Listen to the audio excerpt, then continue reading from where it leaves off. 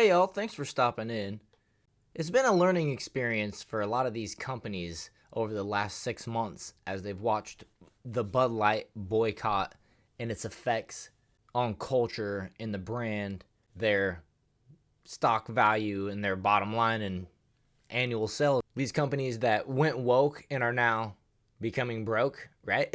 Or at least taking losses, which is never the goal for any company. This article here from the Gateway Pundit as Get Woke, Go Broke, Victoria's Secret going back to basics after sales plummet with woke ad campaign featuring the great Megan Rapinoe, right? Rapinoe, however, who cares, right? Historically, Victoria's Secret has gone the way of putting beautiful women in their ads and in their clothing for women to want to buy and look like them, right? Be sexy, whatever. As the phrase beauty has changed, Victoria's Secret has also gone that direction. And don't get me wrong, beauty is in the eyes of the beholder. Victoria's Secret's brand has been beautiful women, for lack of a better way to say it, right? You all know what I'm saying. But in wake of this Bud Light movement that I've been calling, Victoria's Secret is learning a valuable lesson. In 2021, the legendary lingerie chain announced a new woke approach to branding and advertising featuring soccer player Megan Rapinoe as a brand ambassador, which nobody wanted to see. Megan Rapinoe wearing Victoria's Secret. Then something very predictable happened. Their sales plummeted. Now the company has announced that they're going back to basics. Lingerie retailer Victoria's Secret plans to withdraw its attempt at being more inclusive with its marketing, reverting to its original reputation in the wake of decreased sales. Young men around the world cheer as they return to looking forward to the Victoria's Secret catalog showing up. The brand, known for hiring beautiful models, has tried to diversify its models over the past few years, including plus-sized and transgendered representatives. However, the rebrand attempt has not translated to increased sales, with the outlet's projected revenue for the year at $6.2 billion, down almost 20% compared to 2020's $7.5 billion. Well, that's pretty interesting considering, Bud Light is down about 25 to 30% week over week on their sales. 20% plus of the consumers are waking up to this woke nonsense and pulling their support from brands that are going this way of DE&I.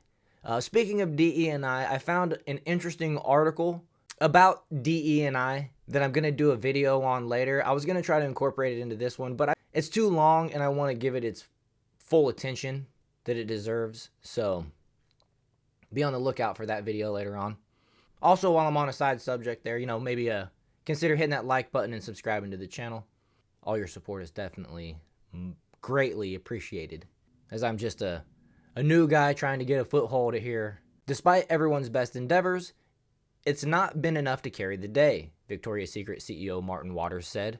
Part of the attempted rebrand included hiring Megan Rapinoe, an athlete and activist who has advocated transgender women competing in women's sports, something that this channel does not agree with at all, by the way.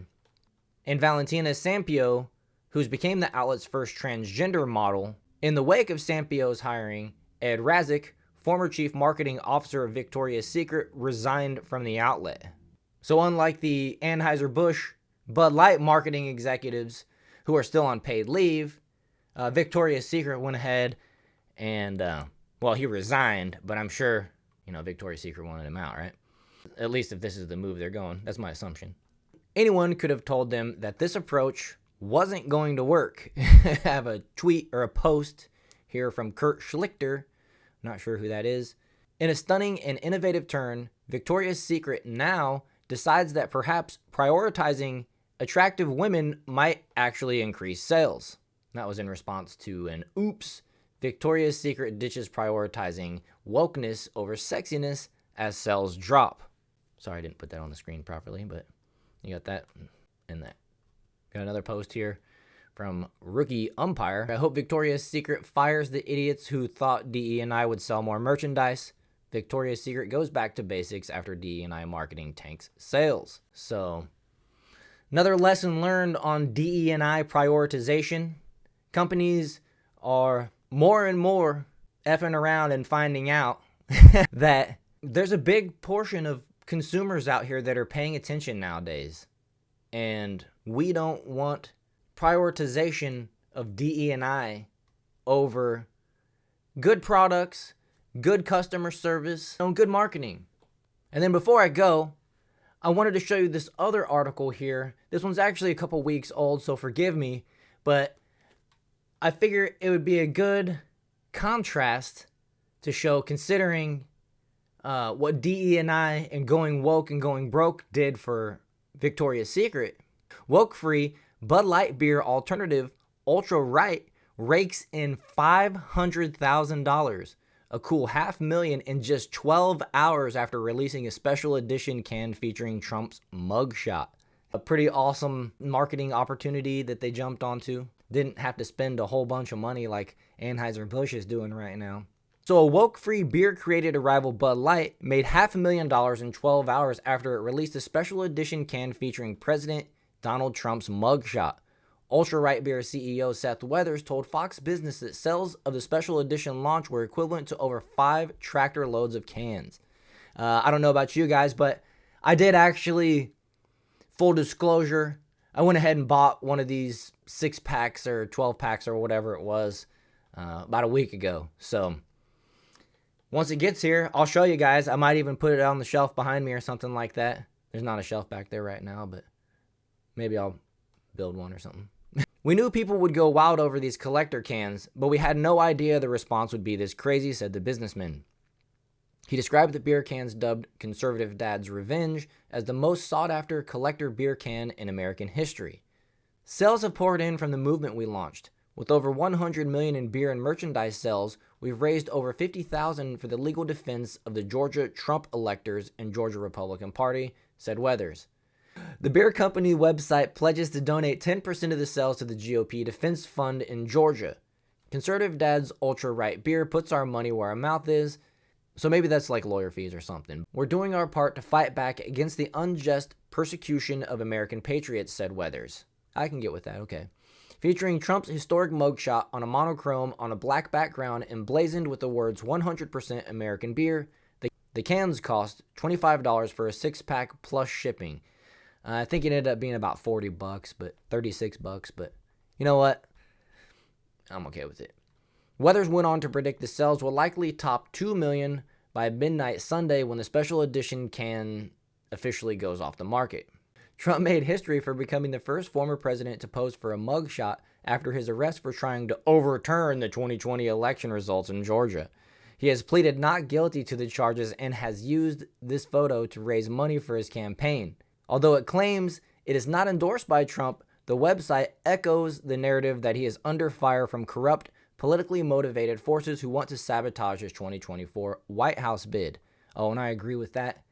We got a lot of things going on in the world right now, and who knows how the 2024 election is going to end up. Still a year to go. Fingers crossed that Trump gets in there for 4 years and he actually can clean things up by firing some of the right people. They're sold online alongside the caption, "Each cell defends conservatives against the unconstitutional prosecution by the communist Fulton County District Attorney." Pretty bold statements. I like it. Weathers ran Donald Trump's 2016 campaign in Georgia, where his company is headquartered. He created the beer company to protest Bud Light's woke Dylan Mulvaney marketing campaign. In April, Bud Light partnered with the influencer. We know that. Conservatives are outraged, so we know that. Okay, so Anheuser-Busch has since tanked more than $27 billion. That's with a B, billion in market value. And 2 of its top executives took a leave of absence. And we know that they're still being paid. It's a paid leave of absence, from what I understand.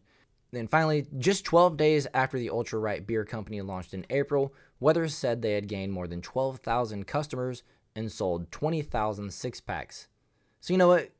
Good for these guys for capitalizing on the opportunity. Seems like their heart is probably in the right place, at least with where they're donating, trying to defend Americans. That seems to be decent. Anyways, guys, I'm going to go ahead and wrap the video up there. If you enjoyed this video, which I hope you did, please hit that like button, consider subscribing to the channel, and also share this video. Help get my great ideas out there to as many people as you can. And I'll see you guys in the next one.